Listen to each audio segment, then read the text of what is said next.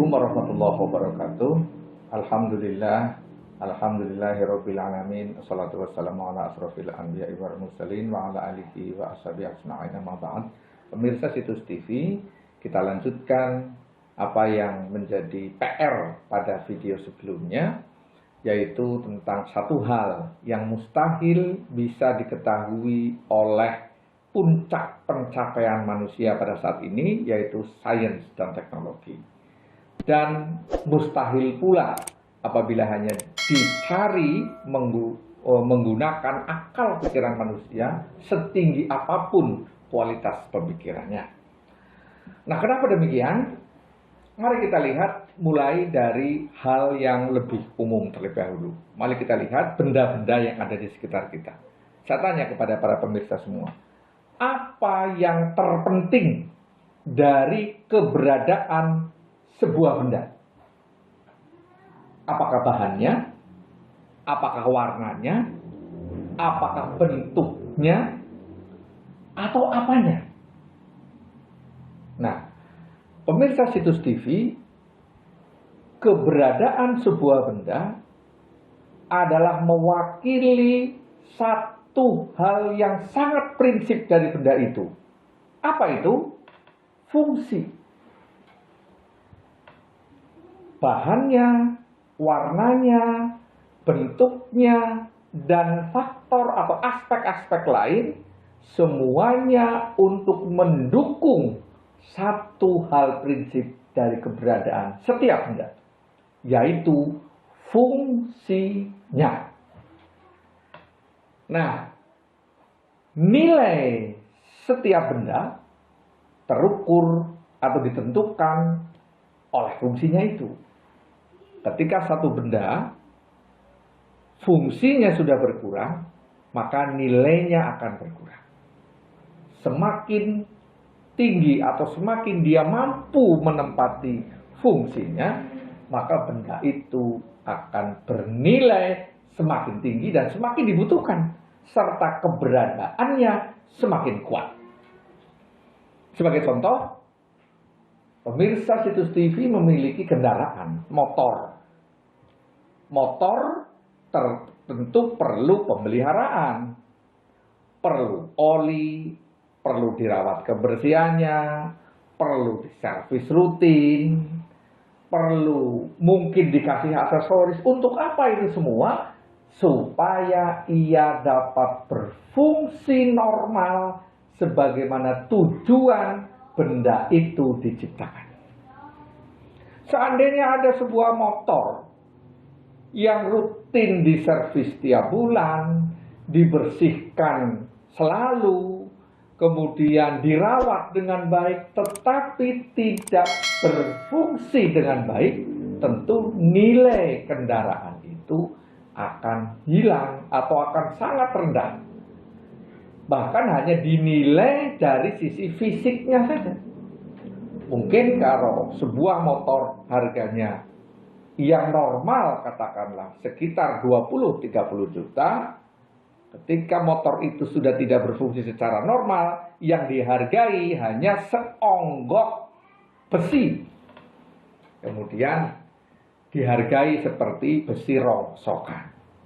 Ya hanya materinya saja karena fungsinya sudah tidak ada. Itu benda-benda pada umumnya, hampir semua benda pasti seperti itu. Karena keberadaan sebuah benda sesungguhnya sebagai sarana supaya fungsi bisa berjalan. Antara fungsi dan keberadaan itu tidak bisa dipisahkan. Bahkan setiap benda sebelum diciptakan itu fungsinya dulu didefinisikan, fungsinya dulu ditentukan, baru bendanya diwujudkan untuk atau agar fungsi yang ditentukan terlebih dahulu ini bisa berjalan. Nah, pemirsa Situs TV, demikian juga dengan manusia. Satu hal prinsip yang ada pada diri manusia yang sangat penting, yang mustahil bisa diketahui dan dijelaskan oleh sains, adalah fungsinya. Kenapa fungsi? Nah, mari kita lihat. Siapa sekarang yang menentukan fungsi setiap benda? Bukan benda itu. Ada dua hal yang menentukan fungsi sebuah benda. Yang pertama tentu sang pencipta benda itu. Yang kedua, yang menggunakan benda itu. Mari kita lihat contohnya. Manusia bisa mengetahui fungsi benda-benda yang ada di sekitarnya. Kenapa? Karena dia yang menggunakan benda-benda itu. Kita bisa mengetahui fungsi sebuah batu.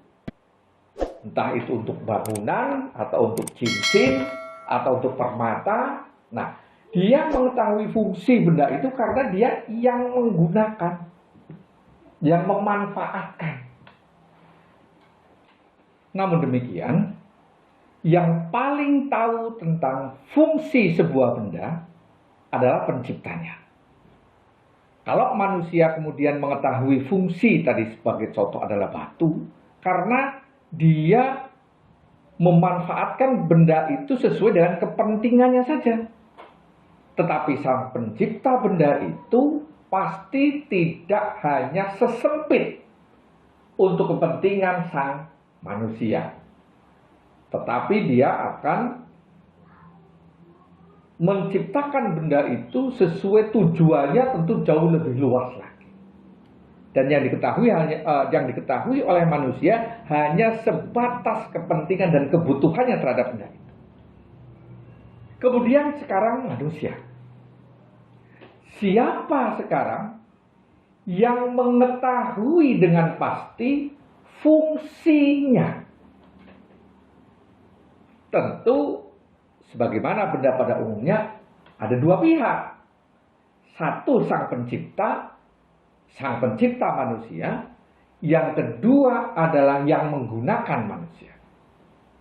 Lalu adakah sekarang yang menggunakan manusia?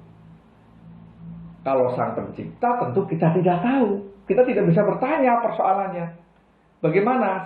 Apa fungsi kita? Fungsi saya bagaimana? Kepada siapa kita bertanya? Nah, paling tidak kita bertanya kepada yang menggunakannya. Nah, pertanyaannya, siapa sekarang yang menggunakan manusia? Mungkin jawabannya manusia yang lain. Tetapi mari kita lihat. Adakah manusia yang mampu atau yang mau ditempatkan dirinya hanya sebatas fungsi yang didefinisikan oleh orang lain? Contoh begini. Kita sehari-hari bekerja di suatu tempat. Katakanlah ada seorang karyawan di sebuah bengkel. Apakah orang yang bekerja di bengkel itu mau dia diperlakukan dan dianggap hanya sebatas sebagai karyawan? Titik. Dan tidak dihargai dari sisi yang lain. Contoh lain. Ketika semua orang bekerja adalah untuk mewujudkan sebuah karya. Nah, begitu juga robot. Robot juga tiap hari bekerja untuk mempersembahkan sebuah karya. Tetapi kalau robot, memang fungsinya seperti itu. Dia berfungsi untuk bekerja hanya menghasilkan sebuah karya, titik. Tetapi adakah manusia yang mau ditempatkan, dihargai, dan dianggap seperti robot? Tidak ada. Dia ingin dihargai lebih. Dia ingin dianggap lebih, diperlakukan lebih dari sekedar robot. Jadi, tidak ada yang menggunakan manusia sepenuhnya. Artinya, tidak ada yang mengetahui fungsi manusia sesungguhnya untuk apa. Sehingga karena tidak ada yang menggunakan sepenuhnya manusia, maka satu-satunya yang mengetahui fungsi manusia adalah yang menciptakan manusia. Tidak ada lagi. Nah, pertanyaan berikutnya adalah bagaimana caranya agar kita bangsa manusia ini bisa mengetahui fungsi dirinya secara benar dan utuh. Untuk menjawab pertanyaan ini, kita ikuti video selanjutnya. Assalamualaikum warahmatullahi wabarakatuh.